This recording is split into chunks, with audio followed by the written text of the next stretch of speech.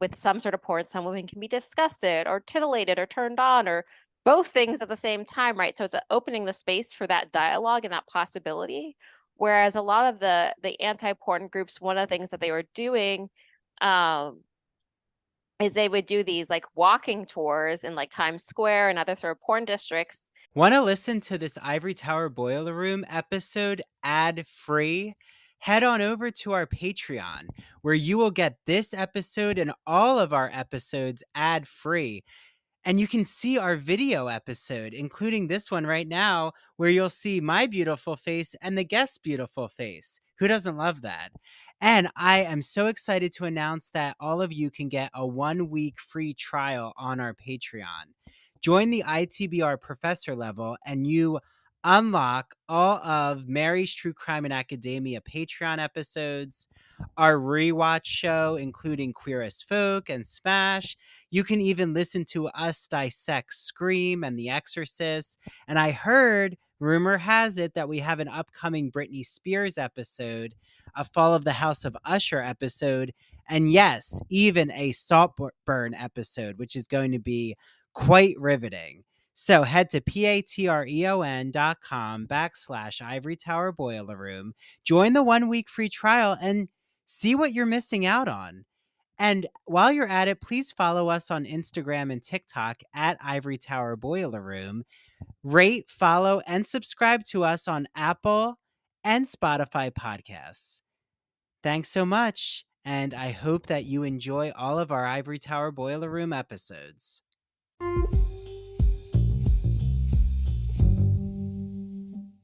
Hi, this is Dr. Andrew Rimby, and when I'm not here on the podcast, I am consulting with small businesses, undergraduate students, graduate students, podcasters, and those in media. So, if you're curious about the work that I've done with my consultation services, you could just type me in on Google, Ivory Tower Boiler Room, and you'll see a few reviews pop up. I've worked on college admission essays for undergraduate students. I've revamped and expanded a small business's social media marketing campaign right here in Port Jefferson, New York. And I've also worked on a graduate student's thesis for her physician assistant program. So if you want to seek me out or inquire about my consultation services, just email me. That's the easiest way to reach me at ivorytowerboilerroom@gmail.com. That's easy to remember. And 'tis the season for college admission essays, both undergraduate and graduate, thesis writing, dissertation writing. Do you want to create a podcast and you don't know where to begin? Media work, how to open a TikTok, how to start creating videos on TikTok, what to do with your Instagram. All of that I have done. So just reach out to me.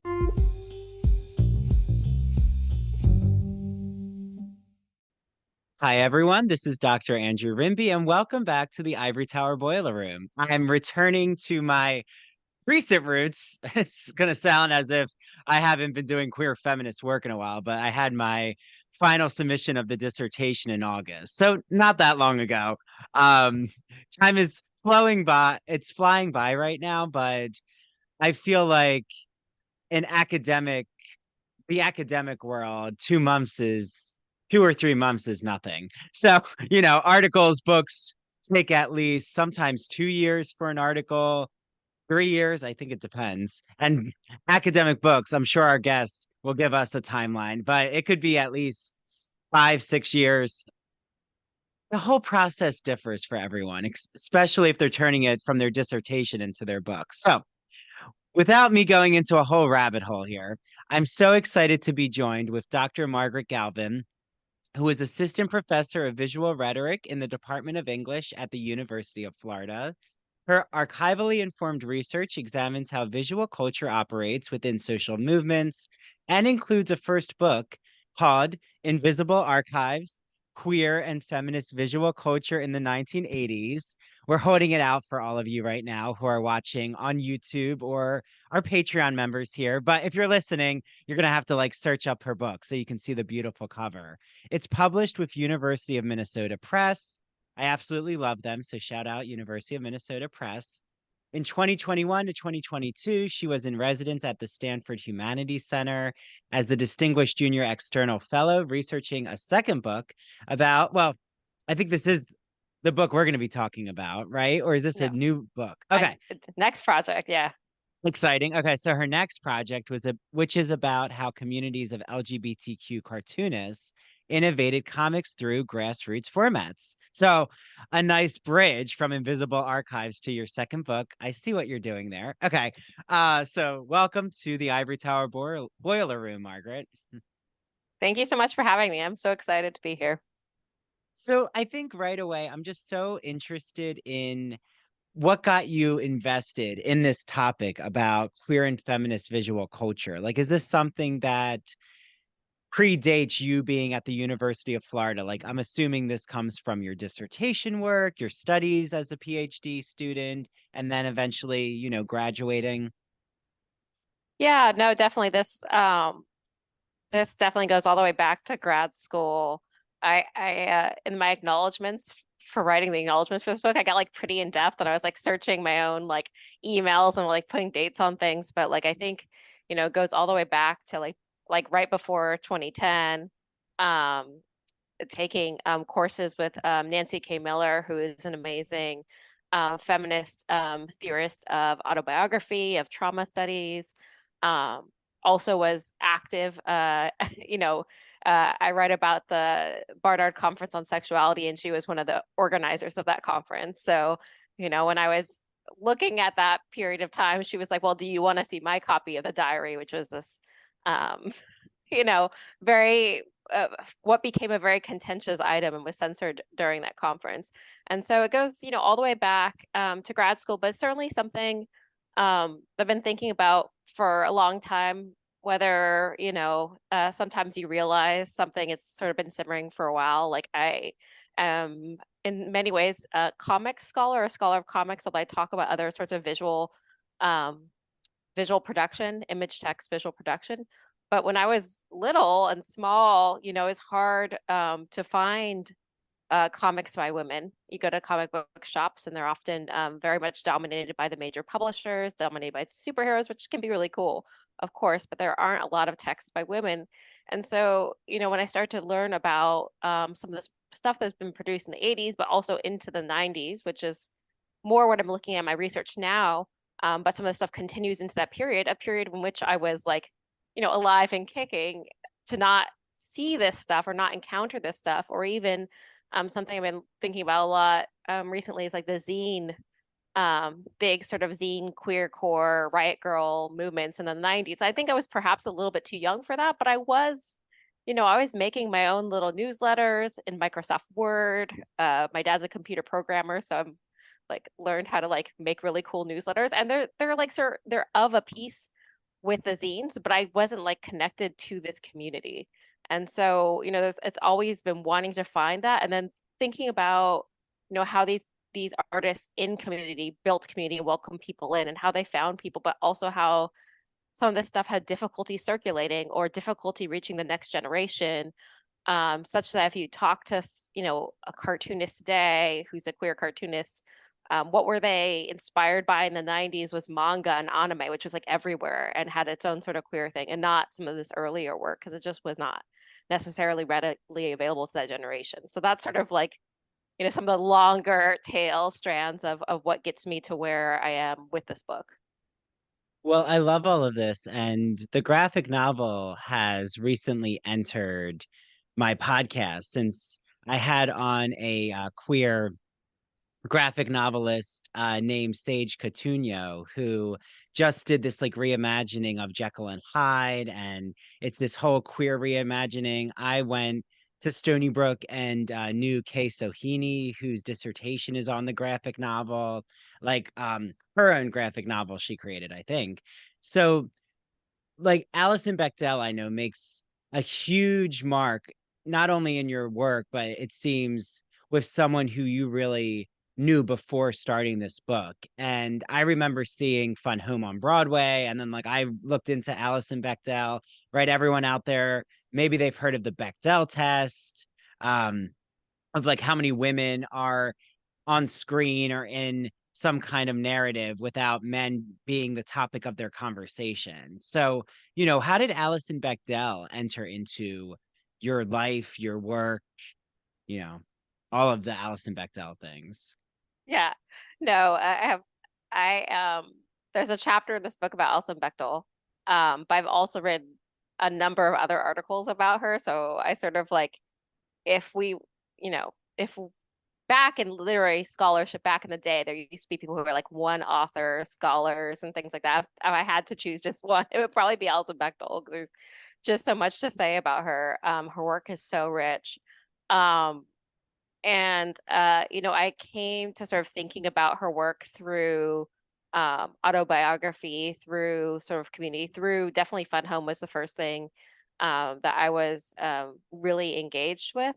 And then when I was putting together the dissertation, I was really interested, in uncovering and delving and, like talking about people who had got a lot of attention. And my advisor was like, well, but you should do Alison Bechdel. And I'm like, but everyone knows about Alison Bechdel. I mean, there's like, of the comics that have been written about the most, Fun Home is definitely up there um, with Mouse by Art Spiegelman and with Persepolis by Marjane Satrapi. Those are like the top three sort of super canonical. But then I took a step back and I thought, well, okay, so she starts cartooning in the 80s. Do we talk about her origins and her origin story? And we don't as much. People do talk about Dykes to Watch Out For, which is her long-running series.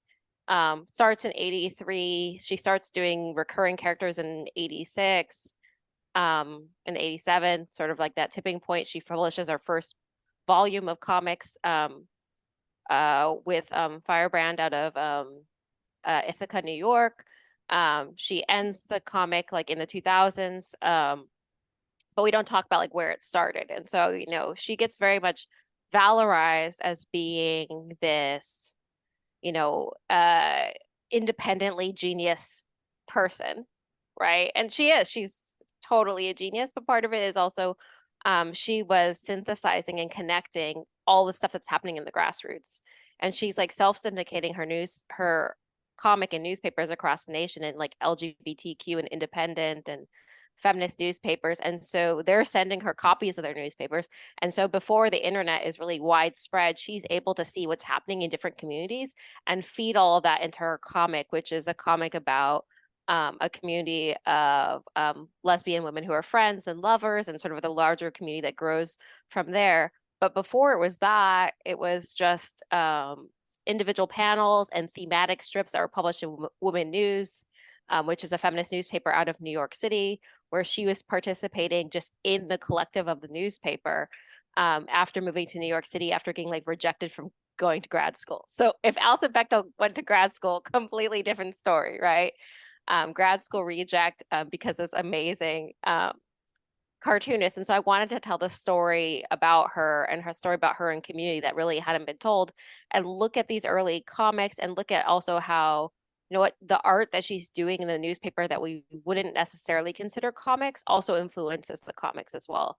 So I have a part where I like look at these little images that she draws of women that are for the letters page, and then it becomes this strip that she does. But even Alison Bechdel, in the 90s, there were articles about her in the Comics Journal where, and I quote this in the book, where the people writing about her are saying, well, she's the best known cartoonist that you've never heard of, right? So she's very visible to queer communities at this time, but she's not visible to straight communities, or not visible to younger queer folk like myself who didn't necessarily have access or like direct connections into queer community until later. Like I didn't encounter Dykes to Watch Out For until much later. And so, seeing that early work and seeing how important it was is so formative, right? And to think about, how she's just very much about very much building her work in connection to community. And that's one of the things I'm thinking about. I guess it's throughout all of my work, especially because literary studies has a impulse to canonize or to uplift like an individual author or artist. And so I'm always interested in sort of not displacing that, but thinking about how we are all can be collectively oriented, and being collectively oriented is also like a feminist politic, right? In this moment with her work. Well, when you went for your PhD program, first, what university did you go to, Margaret? I went to the grad center at CUNY. So it's Oh, a, okay. if you've ever been there, it's diagonally across from the Empire State Building. So you got all the tourists outside trying to take a picture, an impossible photo. And then you have this amazing institution that's in an old department store building. Yeah, it's a very unique campus since I've done a lot of like symposiums, like attending events there. So, yeah, you were in Manhattan at like the center of all of these queer feminist institutions that are there. Like I'm thinking of the Housing Works Used Bookstore is a really cool place. There's also the Leslie Lohman Art Museum that I'm obsessed with, which is free for everyone out there to know about. It's like the only LGBTQ art museum I really can readily think of. Um, so what was it like for you to like be in that program? I mean, were you in an English program that was adjacent with women's gender sexuality studies? Like, how was that whole experience? Say, do you think it would be different if you were doing a women's gender sexuality studies PhD, and then like how would that maybe have shaped your work differently? Sure. Yeah. No, I think being at the grad center at CUNY in an English program, absolutely transformative. I always like to say, I think of us as a top ranked quirky school. When I applied, I was wanting to do work in like feminist science fiction, and they're like, okay, well, sure, why not? Um, and just that ability to think non-canonically and to sort of like uh think cutting edge. I mean, even just now, like a lot of the digital humanities stuff coming out, there's a huge group of folks who are doing stuff at the grad center. I won't don't want to say before because I don't want to be like I'm not into like naming things at first, but like doing a whole bunch of stuff and bringing people into think differently. But the Center for Lesbian and Gay Studies, CLAGS, is a huge force to be reckoned with. So there's just all this amazing LGBTQ energy, amazing activist energy as well. I think for me, those two things intersect. When I was, when I was taking courses, the Occupy Wall Street movement was starting up. So a lot of folks were, we were in classes and then people were down protesting. And so it's just hard to not have that become part of what you do or to be thinking of, sure, I'm talking about books, but it's important to think about how they circulate in the world and how the world and what's going on in the world, it influences what is in the books, right? And so that is something that was very much, in the atmosphere and very important to the work that I did.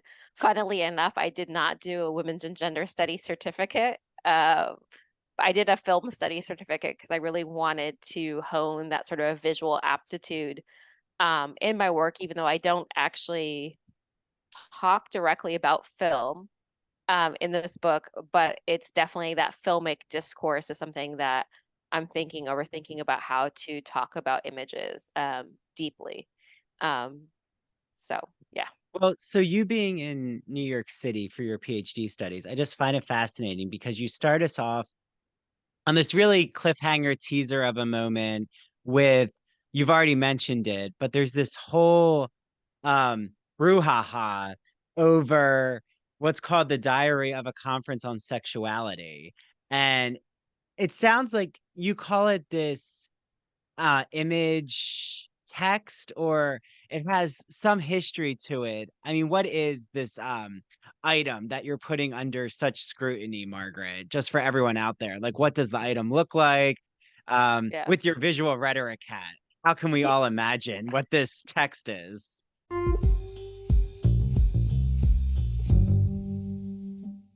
The holiday season may be behind us, but guess what's lurking around the corner? Picture that little baby with a bow and arrow. Yes, Valentine's Day is almost here, and I'm thinking of what gift can I get that my boyfriend will absolutely love and gush over. Well, he is a horror movie fanatic, so I think I have just the thing that he'll die for. Pun intended. My good friend Mandy Bangle is the owner of Mandy Made It, a craft company where she specializes in crochet and pre-cut handmade gifts. So whether your partner is a horror movie fanatic, I'm sure that they have a TV show they love. Maybe there's a book that they love, a music artist, a sports team that they cheer for. Mandy has you covered, from shirts, hats, beanie hats, which I love to wear at the gym, car decals, beer and coffee koozies, keychains, stuffed animals, signs that you want to put all over your apartment. She is ready to create any customized order. So head to Instagram right now, type in at Mandy Made It. That's Mandee, made it. Slide into her DMs, and she is ready to start working on your order. Just send her a few ideas. You could say, hey, my boyfriend really loves horror movies. Or, hey, my boyfriend really loves the Broadway musical, Wicked. I'm sure she will figure out some concoction for you, and say that you heard her ad on the Ivory Tower Boiler Room, because she's going to give you an exclusive ITBR free gift. She's also working on a new line of ITBR merchandise, so I can't wait to share all of that information with you. Make sure you mention at Ivory Tower Boiler Room when your gift arrives from Mandy so I can share it out on our Instagram. I hope you all enjoy your gifts. Hi, this is Dr. Andrew Rimby, and I'm really excited to talk to you all about one of our ITBR sponsors, Broadview Press. Broadview Press is an independent academic publisher in the humanities that produces high quality, pedagogically useful books for use in university and college classrooms. They publish mainly in English studies, writing, philosophy, and history. They are always publishing with an eye towards diversity, building a strong list of titles from women, people of color, and authors from other marginalized groups. If you haven't heard my Broadview Press interviews, you need to.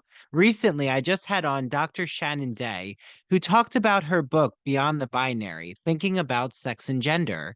And in the summer, I had on Dr. Jason Holt, who gave us all a comprehensive history of what it means to be a philosopher who studies sporting culture. And of course, we went back to ancient Greek, literature, mythology, history to look at the roots of athleticism. And last year, I had on Dr. Jeffrey Andrew Weinstock, who's actually going to be coming on the podcast soon to give his thoughts on the new Fall of the House of Usher Netflix series. He talked all about pop culture for beginners. And Broadview Press is offering an exclusive discount because of our sponsorship. So head to broadviewpress.com, where you're going to see such a wide range of literature.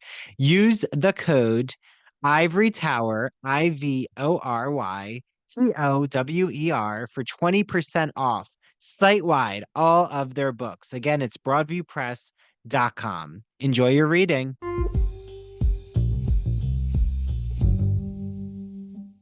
Yeah, the funny thing is I have students in my classes make podcasts about comics so they can think about describing something visually when you can't see it. So I gotta practice what I preach.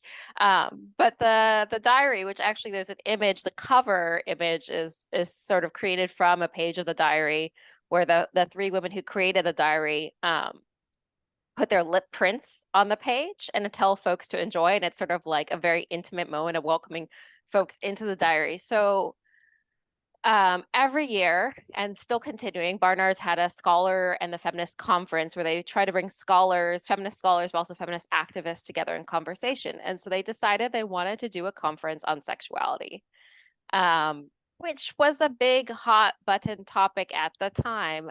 Even before the conference, there were sort of forces brewing of what would become known as the Feminist Sex Wars, where some feminists were concerned about pornography and they thought it was violent, or BDSM, and they thought it was, also violent and patriarchal. Some of this also, I think, is definitely connected to the fact of, here's a cat. Oh, I love in it. the Yeah, we video. got a surprise cat visitor. Oh, It's I so knew he was gonna adorable. probably come out, but I love my cat, so No, it's great. There's an uneasy history with feminism and like lesbians, right? And so I think that's part of it too. Um, Fighting about women's sexuality and women having pleasure and all this. So all this discourse is happening, right? And so there's like 20 plus women. Carol Vance is the conference coordinator. My dissertation advisor, Nancy K. Miller, is involved in the fray. And so there's all of these women who are like planning this conference, and they decide rather than just making a simple conference program, they really want to make what they call a conference diary, which will document the planning for the conference. And so they have all these early meeting minutes that they transform into diary entries, like visual diary entries. Each one begins off Dear Diary. And it talks about the text for the entries, talk about like the minutes of like what they were talking about, different sorts of topics, right, that they thought would be important to have represented at the conference. And each entry also ended with a bibliography, right? So giving people points of entry to continuing that conversation in a moment before the internet made it so you could find sources more readily. Like bibliographies are really big in this moment as like a place of activism and gathering together sources, especially in grassroots networks where, finding sources can be very word of mouth. So they're putting this together. There are 3 artists involved, Hannah Alderfair, Mary Beth Nelson, and Beth Jaker, who knew each other from college. They went to SVA, in New York. They had been involved in founding a group called Group Material, which is a big artist group, but they actually left the group around this time because they thought they weren't really good at handling feminist issues. And so they're finding other ways to be involved in like feminist activism visually. And so they help out with just right before this, Heresies, which is a feminist art journal, puts out what they call the sex issue. And these 3 artists visually design that issue as well. And so they're visually designing it by like sourcing images from the New York Public Library, from the Lesbian History Archives, from different archives around New York. And, so the topic is X. And so then they have images about X, right, integrated in it throughout. When the conference was coming together and there was a sense of who was speaking, there were some big name feminists like Gail Rubin, Dorothy Allison, who's a well-known novelist, who were sort of they were being targeted by sort of the feminists who were against pornography, who are against BDSM sex practices being seen as potentially feminist. And so they call up Barnard and they say, do you realize what's happening, right? And so Barnard, being essentially conservative and wanting to preserve their image, they don't censor any of the women who are coming to talk, but they realize that the diary, in being visual, has like their stamp on it. So on one of the first pages, there's a letter that has Barnard letterhead, and it has like here's what the conference is going to be about. There's a page that's a description of the Barnard Women's Center and talks about the history of that. And so they say, no, you guys got to change this. You got to censor it. You got to take out sort of Barnard from this visual document. And so then what happens on the day of the conference, the people attending the conference only receive protest pamphlets from the groups that are protesting, and they don't receive the diary at all. It goes out censored, takes the letterhead off, actually deletes the whole page about the Barnard Women's Center a few months afterwards, but there's no diary at the event itself. And then it's funny because it's known for, getting censored, but it only gets sort of mentioned. So I'm like, well, let's get into what it is, right? But even at the time, someone like Judith Butler, when they actually receive the copy, they write a review of it and they said, actually, this is not at all titillating or explicit. Like, it's pretty perfectly, like, sure, there are images, but they're not really like that explicit. And they weren't. But these artists do go on to be involved in more anti-censorship materials. And so I talk about how this sort of very academic, stayed safe, although apparently dangerous object then translates into their work, where they're actually, with Caught Looking in the late 80s, they are putting feminist pornography and traditional pornography on the page alongside feminist essays that are against censorship, right?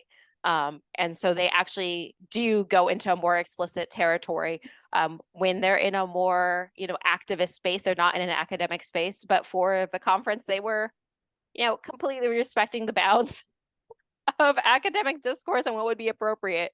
It's just Barnard fundamentally misunderstood what was going on and perhaps made a wrong move. But, funding was threatened in the following years. And so there was sort of a way that this conference had a ripple effect. Like, it was a huge deal. Yeah, well, and I love that you use this as an entryway into your analysis and argument about the power of like these image texts or even all of these like queer feminist issues that get brought up by a plethora of female artists you start to hone in on. And I am curious, do you know the recent book called The Pornography Wars? There's like a I book that was just published. I have not seen it yet. Or wait, is it the one by Elizabeth Grunstein or I'll Grunfeld? look it up. I think it's by, let me just see. Um, oh, Kelsey Burke from 2023. Hmm. It's called The Pornography Wars, The Past, Present, and Future um of America's Obscene Obsession. I have not seen it Um, yet, but now I have yeah, something to read. it's done by Bloomsbury.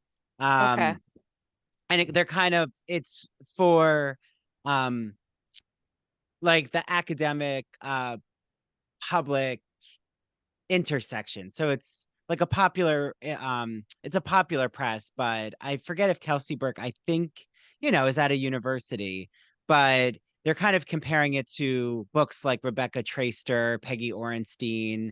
Um, so I'm just so curious because that document you're looking at, Margaret, is so on the polarizing views of how pornography gets viewed by feminists. Like, I mean, I've brought it up before on the podcast, but I've even turned to in my work um to look at uh gay male pornography or queer pornography, like how that wasn't really even thought of in arguments of anti-porn thinkers. Like I'm thinking of Shulamith Firestone, like or Andrea Dworkin. They're not really concerned about how male bodies are presented in pornography. Like instead, and hopefully I don't simplify it too much, but let me know if I am, Margaret, is they're really more concerned about how patriarchy can be used as a um exploited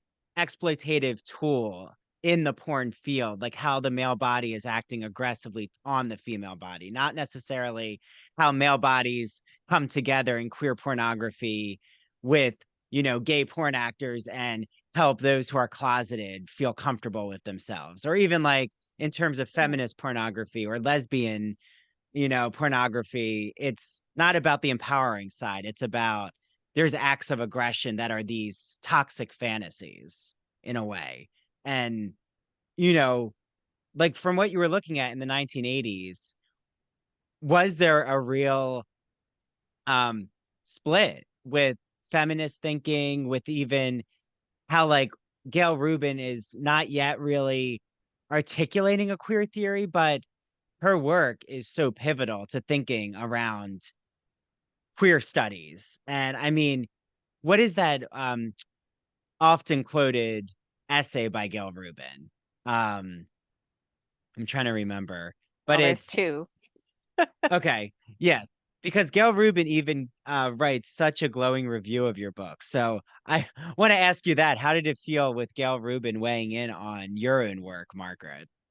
I mean, that was a amazing moment. So it happened in some ways because I was getting permissions from Carol Vance, who organized the conference. And she's like, "Can I share this with Gail Rubin?" And I was like, "Sure, Oh, absolutely." wow. And then she loved the chapter. I mean, she had some notes that were helpful, both of them, that helped me get it to the final version. Um, and then when it came time to ask for people to blurb, I was like, well, we could ask her. She has read part of it. She is, she's very conversant in this area, very, very important. And so then she said yes, and over the moon, right? I mean, who doesn't want Gail Rubin blurbing their book? Well, especially when she says that you have produced an original and consequential contribution to the history of the feminist sex wars. And Margaret's attention to the visual aspects of those documents provides long overdue recognition to the period's artists, designers, and activists. Oh, and I'm thinking of Gail's essay, The Traffic in Women, Yeah. is right. Like usually in feminist theories, that's like one of the first for thinking around the organization of patriarchal relations and how women are part of this system. And Gail looks to Emma Goldman, I'm sure you know, but the labor activist, that was her Mhm. essay she wrote, was called The Traffic in Women, Emma Goldman. So I like that Gail Rubin kind of looks back into feminist labor activists. But yeah, so I know I asked you a lot of questions in that one question. So I think maybe first, like even with Gail Rubin, like using her work as a lens, um, do you think Gail Rubin even is at odds with, say, an Andrea Dworkin view of pornography? I mean, 100%. I mean, Gail was one of the people who gets targeted. Also, one of the things, if you've seen Gail, the book of essays that comes out of Gail Rubin's work in 2011, I believe it is, called Deviations. Mhm. Um, it's amazing. But her introduction talks also about the powerful need for archives. So she's someone who's archivally minded. As I understand, she has her own very rich collection of resources, her own sort of personal archive that she's built over the years, because a lot of this grassroots material is pretty rare and hard to access. And so I was really thrilled to get her perspective from that as well. In addition to everything she's done for discourses in queer theory, I mean, one of her piece um, for the conference, for the Barnard Conference, is the other one of the other sort of foundational essays that get cited, Thinking Sex, right? Which then goes into the volume Pleasure and Danger, which is the volume that gets published after the conference. It's also, her early work gets into the Gay and Lesbian Studies reader in 1993, which is sort of, it's still Gay and Lesbian Studies, but we're at that moment where we're going to start calling it queer theory. And so her work is so foundational in that moment. And I think too, one of the things, we sort of split it like, anti-sex, pro-sex, anti-porn, pro-porn. Um, one of the things about the conference too wasn't that they were just like, it was a conference they were trying to like invite different viewpoints. And so it wasn't just like we want to be pro this, but like we want to acknowledge that there are different like modes of responding to something. Some, you know, with some sort of porn, some women can be disgusted or titillated or turned on or both things at the same time, right? So it's opening the space for that dialogue and that possibility. Whereas a lot of the anti-porn groups, one of the things that they were doing is they would do these like walking tours in like Times Square and other sort of porn districts.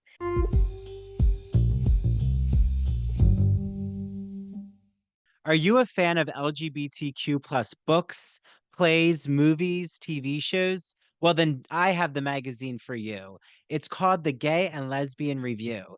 The GNLR is a bi-monthly magazine of history, culture, and politics that publishes essays in a wide range of disciplines, as well as a slew of reviews of books, plays, and movies. Each issue brings you consistently intelligent, lively, thought-provoking articles focused on a unifying theme, and it brings together the leading minds on the topic. So I just had on Dr. Richard Schneider Jr., the founder and editor-in-chief of the GNLR.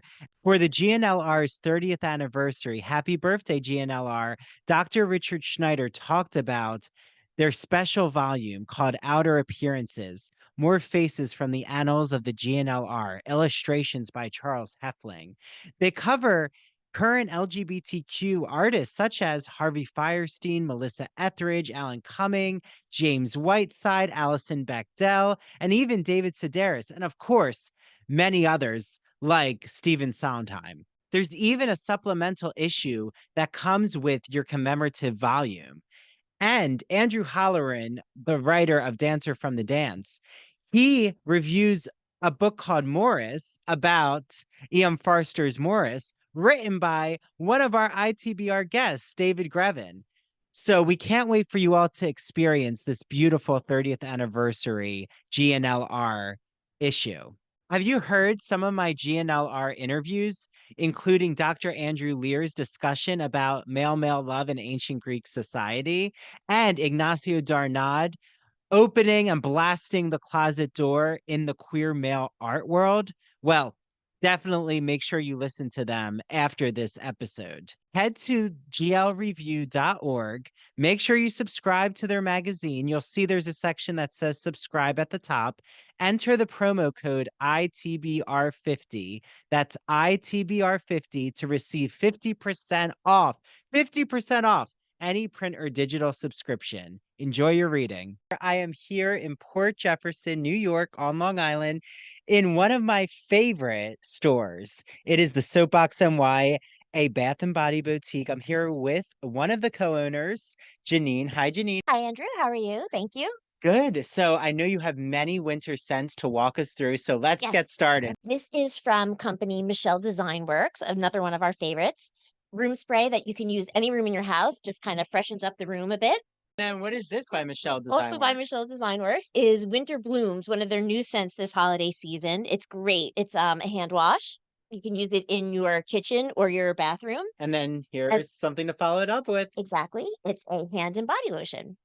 And then what is this beautiful decorative candle here? One of our favorites that we actually sell Mhm. all year round because it's so popular. This is the scent of Fraser Fir by Times. I think I'm becoming addicted to it. Yes, I think you are because you already own one, I believe. I own one, and it is a decorative candle for me because I'm about to open it, but it's just in such I know the a packaging beautiful is, I don't know what's better, package. the packaging or the scent, I'm but using it's it as a wonderful. holiday decoration. So Cool. I'll get to the candle eventually, Yes, you everyone. will.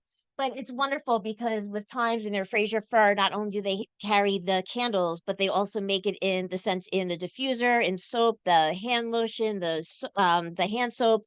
It's just a great line and a great scent. So, Janine, how can everyone out there get their hands on your hand and body and even pajama products? Well, we'd be more than happy to see you in our shop. We're located at 18 Chandler Square in Port Jefferson Village.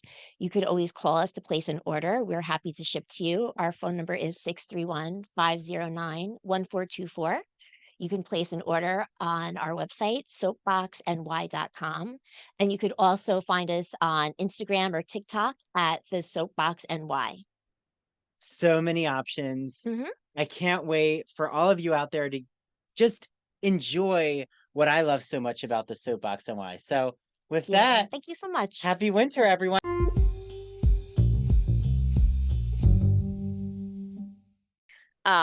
Introducing women to porn who in the porn field, and like some of this is also like, like people maybe didn't know about all of this, but they would also do these slideshows where they show images of porn and they had a script they would read of X means Y, right? And it was very like didactic, like you need to think that this is harmful. There's no other possible responses, right? And so one of the things that the feminists I study and the artists I study were doing, we're trying to push on that and allow there to be multiple interpretations or multiple ideas of what something could mean, right? And allowing for that sense of multiplicity, right? So it wasn't necessarily that it was like porn is empowering, right? But it's more complicated than it's just violence or it's just patriarchal, especially as you say with gay pornographers, with feminist pornographers, with lesbian pornographers.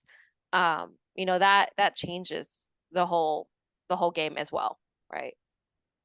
And now it's 2023, and something that your book so poignantly in my mind has us think about in such an interesting perspective is now when we hear Barnard, or maybe it's just, when you're embedded in academia, I think utopic views around gender identity, around queerness, like they've even opened up admissions where it's not just like female bodies, like they've had to rethink about what that means. And I know, yes, the alumni have had challenges around that, like, what do we do with transgender students? And there's been back and forth conversations, but by and large, it still is seen as a bastion of liberal arts study in our moment and is, I think, in an ivory tower-ish setting. Like, right, it's across from Columbia University. Do you think that we've moved past that type of division in feminist thinking, or do you think we're kind of returning to cultural war type conversations because of backlashes happening around the country? I mean, I think there's definitely a return that is happening.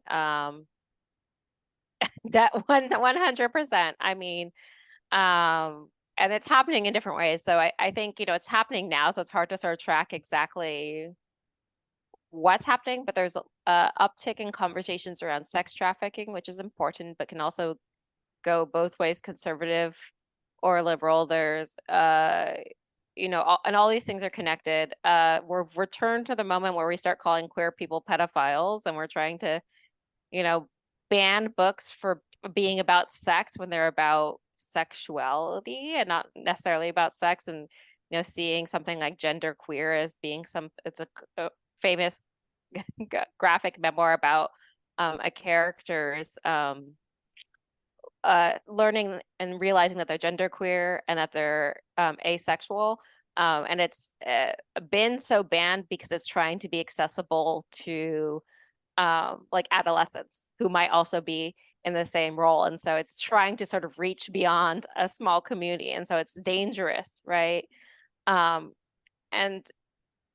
yeah, I don't know. There's so many things to say. I mean, there's some folks in the community are like very much there's a whole tender queer debate, which I don't get the whole part of it, but like queers being very using the language of discursive therapy to like attack each other and to like sort of be very rigid, right? There's like some rigidity returning to the discourse, and that's when we get these moments of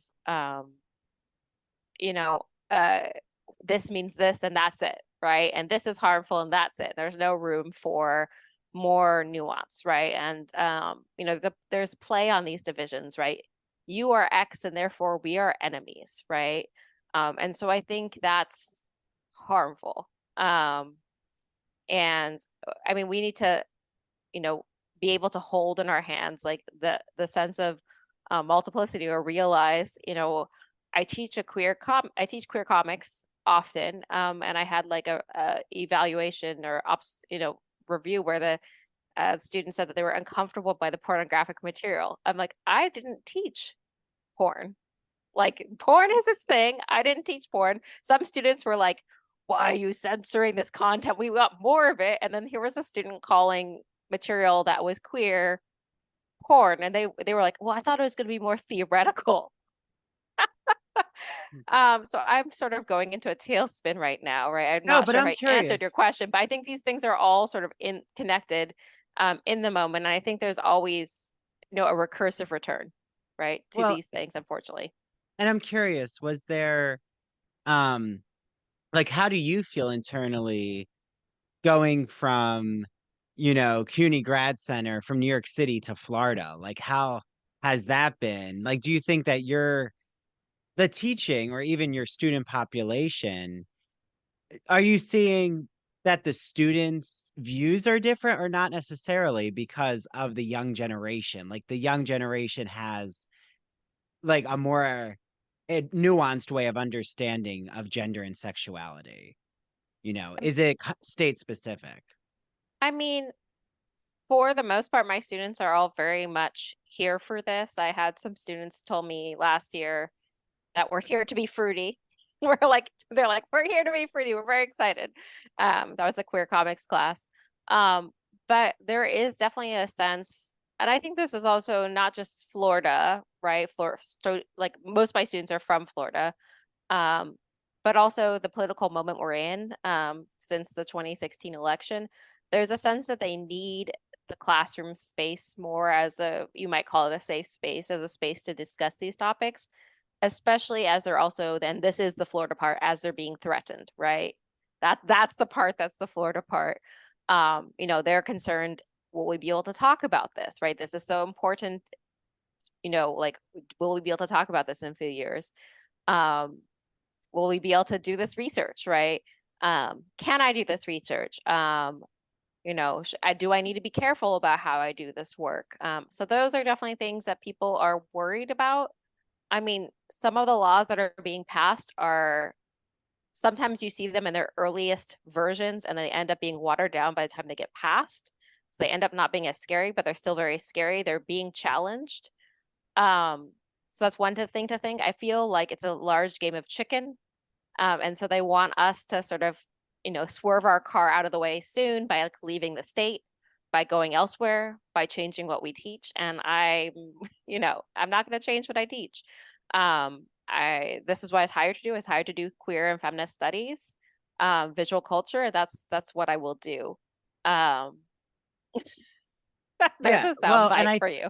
but I feel like there's such an immediacy to like the work you're doing in terms of like, you know, the fireworks moment at Barnard in an academic fireworks sense, right? Like Yeah. when it comes to the larger culture, um, debates in academia aren't necessarily, in my opinion, at the same scale as, say, um, global strife. Or, I mean, there's a lot of other conflicts happening right now that are taking, and they should, you know, take over the news stream and have a lot of analyses. But I do think like what your work is doing, Margaret, shows us so much of, you know, our academics starting to self-censor themselves. Like I have so many academics who come on my show, and I even know like my work being so um queer male homoerotically oriented and even bringing up discussions around porn and bodies with the 19th century, but like I use different types of archives for my work, that there were some who were not necessarily comfortable with my work, or like said, I wouldn't be, you know, a committee right now at universities is going to feel threatened by that type of work, um, are going to be nervous to take a chance on hiring someone who does this work. You know, how do you weigh in? I mean, we're also facing an immense, you know, job insecurity in academia. So that's part of these conversations. But I think the work that you're doing is showing, okay, it's good to, you know, be authentic to what you're interested in. And we need to have these really complex gender and sexuality debates. Yeah, I mean, I think that's right. That's what we need. And you know, there are, watching, you know, as I have students on the market, of course, you know, there is hiring happening, as you know, less, right? But there are some pretty radical things being hired for, and even, you know, places like Texas, of course, places like Florida. Our university hired some amazing folks across the disciplines doing stuff on social movements, you know, Latinx cultures, Black feminism just last year. The question is, you know, how much can we support these scholars in times of strife? What support can we offer, and where can we say we can't help you, or you know, so one person is more willing to be shielded than another person. And so that's the part that, you know, worries me, in terms of making sure that you are committed to these folks, right? And committed to making them feel safe and secure and able to do the important work that they need to do. That's the hard part, right? I am lucky that I have amazing colleagues and have felt very supported. Um, you know, doing the research I do, feel very welcome. You know, I said that I went to a quirky school for grad school. I feel like this is also a quirky department, very non-canonically oriented, very social justice oriented. There's a lot of amazing folks in my department doing work on environmental studies, climate change, you know, you name it. There's a lot of cutting edge stuff happening in this department. So it's a place where I do very much feel at home, but you know, it's hard to say if, if it becomes more than just the panopticon self-regulating ourselves and looking at ourselves and all of that, and if it, how much will we be safe, especially the big part here. And I think some people are talking about this, right? But they're trying to target our union, right? Where our protections against discrimination and things are happening, and saying that we need to meet a higher level of membership. We have until February to do that. We need to meet 60% membership. And if we don't do that, then that's when all the more scary things can really happen. And so that's the thing that we need to like accomplish right now, is get to 60% membership in our union. Of course, our grad student union is also under attack, and they're getting to 60% in a grad student union is perhaps more difficult. And of course, unfortunately, the precarious are always under people who are precarious under more attack. Like, they teach a lot of our lower division courses, our gen ed courses, which are more targeted by all of these laws. And so I also want to recognize my privilege in that so far things have been okay, because I teach upper division classes that students self-select into.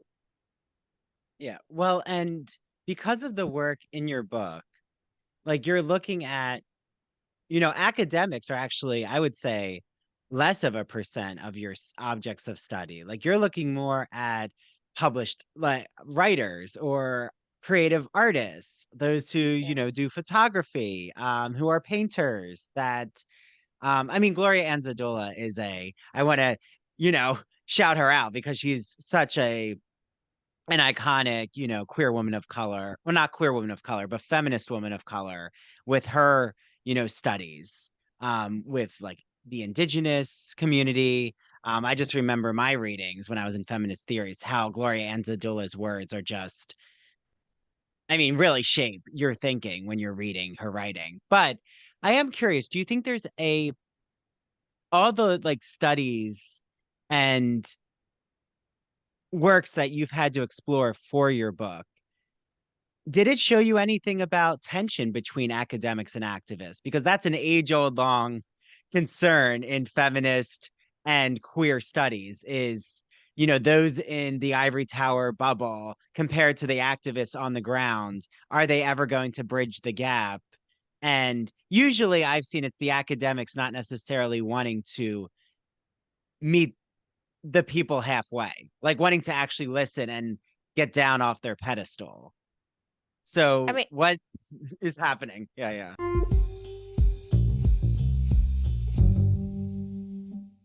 Imagine that you're riding the Turner Classic Movie Great Movie Ride in Hollywood studios. It's in the 1990s. As you're journeying through the Great Movie Ride, you pass the Wizard of Oz, where all of a sudden you see the Wicked Witch of the West ascend into Munchkinland in a cloud of smoke and flames. Well, that's the memory I have with the Great Movie Ride in classic cinema when I was at Disney in the 1990s as a young boy. And ever since that, I was hooked on classic cinema.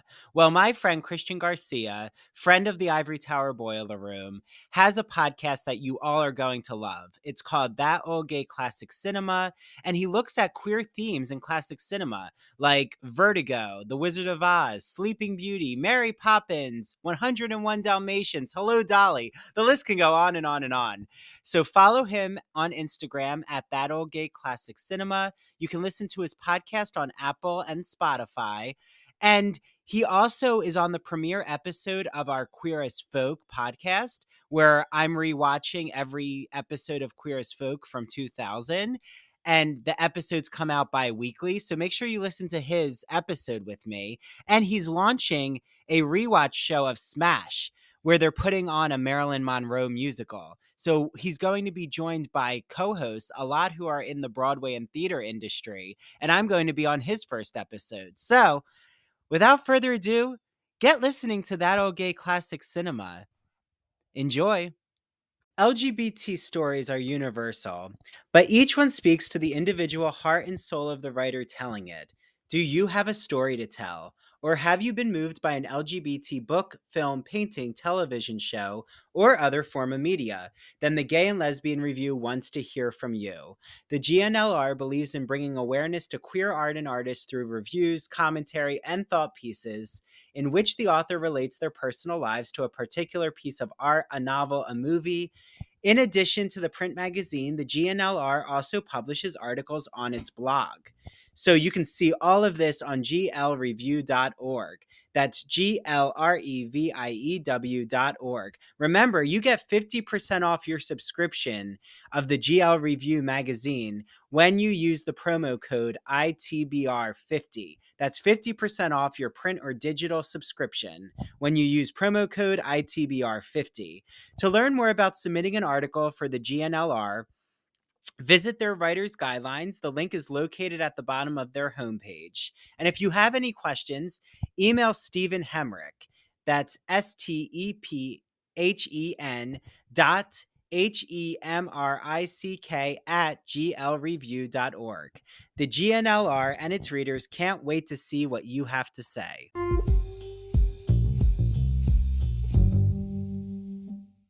I mean, 100%. I mean, I think Gloria Anzaldúa is in some ways a perfect example. So in the book, I have a chapter on her. I talk about her drawings. So when she would give talks, she would present, either draw on a chalkboard earlier on, or make these drawings that she present on projectors and sort of trace her finger along them, and they would contain her ideas. There'd be image and text together, sort of very streamlined diagrammatic drawings. And she would use them to sort of welcome folks in, to sort of, some people are visual learners also, to like see the thing in a different way, to imagine what it might look like in their mind. And so I look at her drawings that sort of deal with mestiza consciousness, which is one of her sort of major celebrated ideas. But then the part about academia that I want to get to is I talk about these drawings. I also talk about drawings from her grad school notes when she was teaching, and also when she was taking seminars at UT Austin back in the 70s. I'm looking at drawings from places where she felt like she was accepted and she could do what she wanted to do. So she was able to teach a class on Chicana women. She took a class on like East and West perspectives, like getting away from just Western perspectives.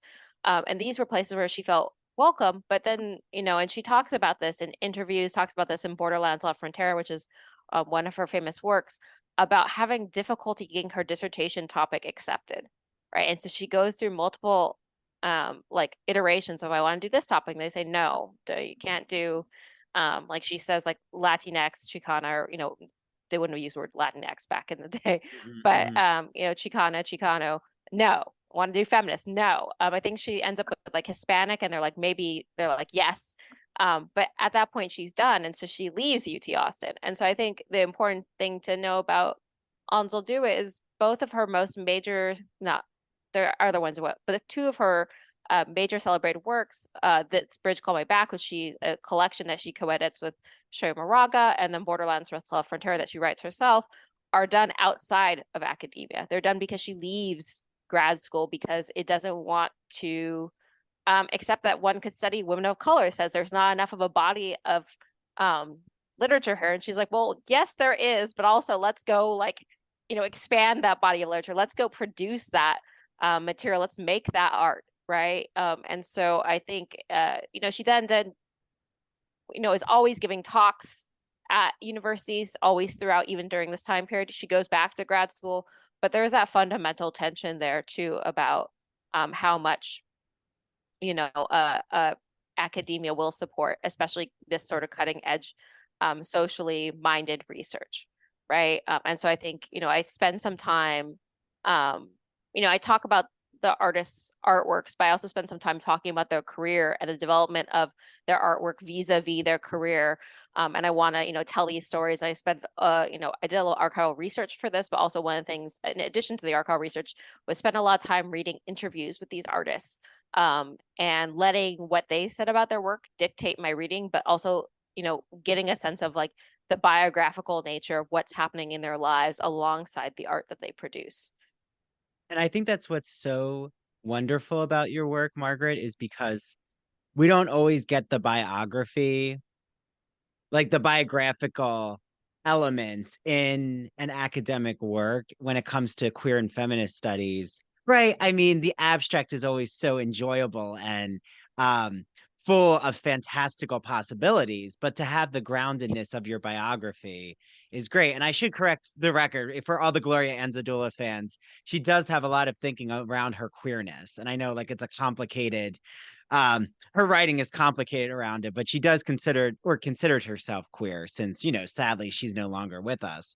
But for my last question, I can't believe we've like it's flown by, but it's been so wonderful. All the topics you've highlighted for us, Margaret, is you've brought it up. And I think this goes into your second book, which is how do you see like what you finished in your first book leading you into the LGBTQ concerns that are going to be so prescient in your second book?